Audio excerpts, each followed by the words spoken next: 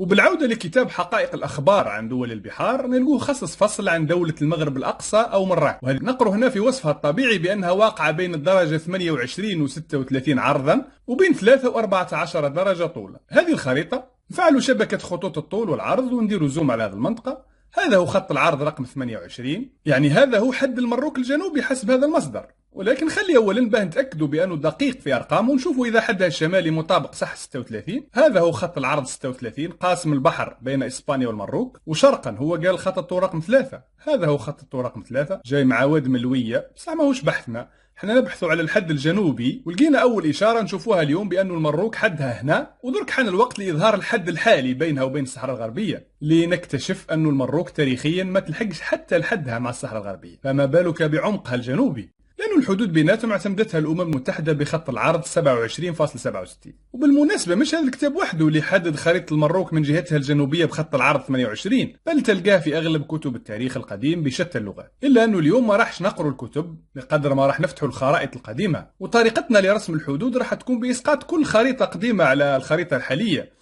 ونرسموا منها الحدود كما الكالك ولا الورق الشفاف، وفي الأخير راح تكون عندنا فكرة كاملة على الخريطة الحقيقية للمروك، خاصة وأنه في الأخير راح نجيبوا حتى الخريطة الرسمية لسلطان المروك اللي راح تلخص لنا كلش، ونبدو من هذه الخريطة المطبوعة في أطلس 1783، وهذه المدن 3 وجدة وطنجة وأكادير هما اللي اعتمدت عليهم بادرة الإسقاط على جوجل إيرث، لأنه تطابق 3 مدن يضمن أن الخريطة في موضعها الصحيح وبأبعادها الصحيح. وقبل ما نظهر الحدود الحالية بين الدول خلي الساعة ننسخوا الحد الجنوبي من هذه الخريطة، هذا هو، ودرك ما بقى غير نخفوا الصورة ونشوفوا حدود المروك. هذه المروك وين كانت تنتهي سنة 1783 يا الخاوة. طبعا الخريطة هذه ما رسمناهاش حنا، رانا فقط فتحنا صفحات التاريخ نقرو، وما هيش تقسيم الاستعمار، لأنه في 1783 ما كان حتى استعمار لا إسباني لا فرنسي في المنطقة، يعني غير حنا في حنا. ودائما في فترة ما قبل الاستعمار نعاودوا العملية مع هذه الخريطة البريطانية القديمة مطبوعة سنة 1800، ولو أخفينا الصورة نلقوا خريطة المغرب سنة 1800 بهذا الشكل، وهذه مطابقتها مع الخريطة الحالية، يعني سلاطين المروك ماشي غير زايدين فيها كي يقولوا الصحراء أرضهم، أو حتى جنوب المروك وكان خاطيهم، فما بالك الصحراء الغربية. المهم نزيدوا نديروا نفس الشيء مع خريطة 1805، هذه حدود المروك في هذا الأطلس وهذه مطابقتها مع الخريطة الحالية، وانا بدأت تتضح عندي الصورة أنه المساحة الأصلية والحقيقية اللي أجمع عليها الجغرافيين في الماضي ما كانتش تبتعد على أكادير وسوس مسادرع. وهذه خريطة 1814 تعطينا هذا الحد الجنوبي اللي أيضا مازال بعيد على أرض الصحراء الغربية، وهذه خريطة بريطانية ترجع لعام 1872 وهذا الحد الجنوبي للمروك.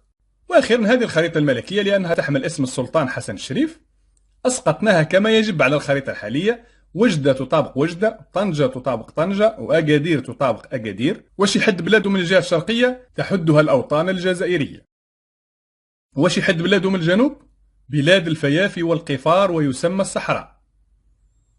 مالا نخلوا الأوطان الجزائرية لأهلها ونخلوا بلاد الفيافي والقفار لأهلها ونرسموا حدود الدولة من هذه الخريطة، فنجدها أبعد من أن تكون الصحراء الغربية تابعة لها أيضا. ونرجعوا درك نديروا إظهار لكل الحدود اللي شفناها في مختلف الخرائط من مختلف مصادرها ولغاتها، ونديروا زوم على الحد الجنوبي. شوفوا يا خوتي إجماع الرحالة والجغرافيين اللي رسموا الخرائط على أن المروك تنتهي حدودها هنا، يعني في الحقيقة الصحراء الغربية هي اللي من حقها تسترجع الأراضي الشمالية حتى الخط العرض 28 كما نصت عليه مصادر التاريخ. وقبل ما نختم راح نقول لإخواني في الصحراء الغربية إذا حبوا يشوشوكم حول مضمون هذه الحلقة راح يقولوا لكم هذه خرائط التقسيم الاستعماري، نقولوا لهم لا، جبنا لكم فقط الخرائط اللي ترجع قبل الاحتلال الفرنسي للمروك وقبل الاحتلال الإسباني للصحراء الغربية. ثانيا إذا قالوا هذه خرائط رسمها الأوروبيين نقولوا لهم حتى احنا كنا راح نكذبوهم، حتى شفنا خريطة السلطان حسن الشريف مطابقة لهم تماما. ثالثا إذا قالوا دولتنا لحقت نهر السنغال نقولوا لهم هذيك حملات تقدم وتراجع لا ترسم على أساسها الحدود، وإلا حتى الزيريون لحقوا للأطلسي والزيانيون لحقوا الفاس والديات منهم من جلس على عرش السلطان في قصره في فاس. هل تتوقعوا راح نرسموا خريطة الجزائر على أساس هذيك الأحداث؟ أنا عاد نهضر مع الجزائريين دابا. الخبير في ملف الصحراء عام 1983 خديتي الإجازة في التاريخ من كلية الأدب والعلوم الإنسانية في الرباط، خديتي دبلوم الدراسات المعمقة في موضوع حول الصحراء المغربية. وإحنا هذا هو اللي نحوسوا عليه، واحد يفهمنا بالعقل بالمنطق بالحجة بالوثيقة. من بعد مشيتي لباريس لتحضير الدكتوراه في موضوع كذلك عنده علاقة بالصحراء، رحلة بحث طويلة على الوثائق المتعلقة بقضية الصحراء. واش سهل تلقى الوثائق المتعلقة بهذا الملف؟ اكيد سهل، حتى انت ربي يهديك يا الصحافي، ولو انه السؤال مستفز شوي، لانه هالبلاد دخلتوها وشردتم عليها، عاد درك راح ينتقصوا على كاين وثائق ولا لا. هيا دكتور جاوبوا، سهل ولا لا؟ انا دابا راني 27 عام وانا استاذ جامعي، كتحشم ملي كيسولوك التلاميذ ديالك تيقول لك باش الصحراء مغربيه، اش تقول ليه؟ اش تقول لهم؟ في المسار ديالك التنقيبي على الوثائق باش تحضر الدكتوراه، شنو الا بغيت نقول اثمن واهم الوثائق اللي قدرتي توصل ليها؟ جلت في المغرب، هبطت للصحراء، كنمشي عند الاعيان ديال القبائل، دخلت الخزانه العامه، الخزانه الملكيه، الخزانه الصبيحيه ديال ال سعود، خزانه داوود، ما لقيتش، مشكل كبير، ما كاينش الوثائق. رجعت رمضان ديال قسم الوثائق، الخزانه العامه، ما كانش شيء. أيه. بعثت لوزارة الخارجية، مشيت للثقافة، تلقى تقارير تفيد على أن هناك مجموعة من الضرائر كانت عند المغاربة إما سلبت من طرف المستعمر ولا حرقها ولا دها ولا غبرها. راني مصدوم، هذا في الثمانينات والتسعينات يقول لك ما لقاش في المروك ما يدل على مغربية الصحراء، لا في المكتبات لا في الوزارات، على أساس واش دخلتوا للصحراء في ال75 إذا ما كانش حتى دليل في هذاك الوقت بأنها تابعة المغرب. هذه الجريدة الرسمية للمملكة المغربية، وهذا العدد 6539 مكرر، واللي نقروا فيه ما يلي: نحن رؤساء الدول والحكومات الأعضاء في منظمة الوحدة الإفريقية، اللي هما رئيس الجزائر ورئيس أنغولا والبنين، وروح معاها حتى تقرأ كل رؤساء الدول الإفريقية. بصح هذه أنا ما عرفتش نقراها، ممكن تقروا معايا: رئيس الجمهورية العربية الصحراوية الديمقراطية. يا خير كيرب، يا محمد السادس يعترف في الجريدة الرسمية برئيس الجمهورية العربية الصحراوية الديمقراطية. بالمناسبة يا الخاوة، محمد السادس لما نشر هذا الظهير راهو ألزم نفسه بواحد المادة ولا بند اللي هي المادة الرابعة،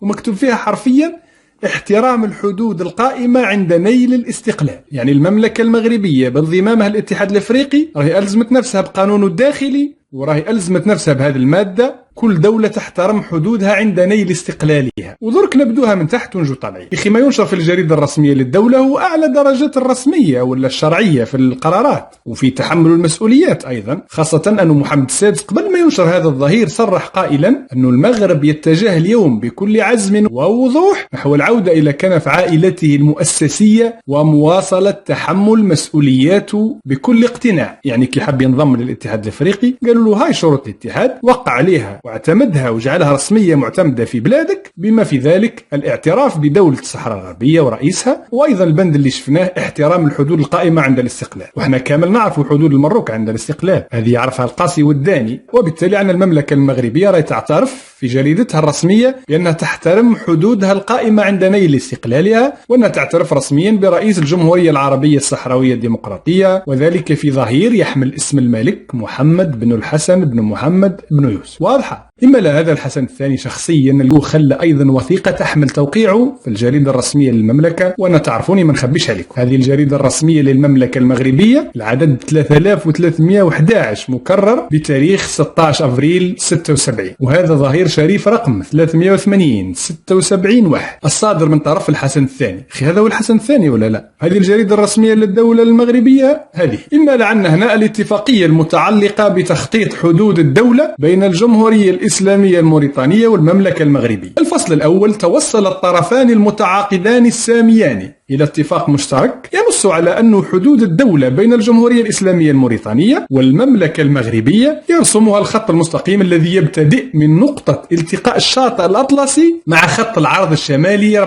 24، والذي يتجه إلى نقطة الالتقاء بين خط العرض الشمالي 23 وخط الطول الغربي 13. وبقى نفهموا هذا الخلوط لازمنا غير نحلوا الخريطة ونفعلوا شبكة خطوط الطول والعرض ونعينوا هذا النقطة اللي هي نقطة التقاء الشاطئ الأطلسي مع خط العرض الشمالي 24، ونزيدوا نعينوا هذا النقطة اللي هي نقطة التقاء بين خط العرض الشمالي 23 وخط الطول الغربي 13 كما في معاهدة الحدود. نرسموا بيناتهم سطر ورحنا نقول الحدود الرسمية للمملكة المغربية مع موريتانيا. وكي نطلعوا الحدود الحالية تلقى المفاجأة وتلقى القويرة بعيدة على هذا الحد ب 400 كيلومتر، بما أنه هذه الوثيقة رسمية ملكية، بما أنه المراركة درك ولوا يطالبوا بالحدود حتى لهنا. نفهموا أننا أمام دولة توسعية، ونفهموا أنه الهدرة اللي تقالت تاع أنه الحسن الثاني عرض تقاسم الصحراء مع موريتانيا والجزائر نفهموا أنه كاين منها، يعني نشوفوا فيها بعيننا درك. وهو الدليل أنه تقاسمها فعليا مع موريتانيا بعد ما قلت لهم الجزائر أنا خاطيني هذا البوليتيك الإمبريالي. والسلام عليكم ورحمة الله وبركاته.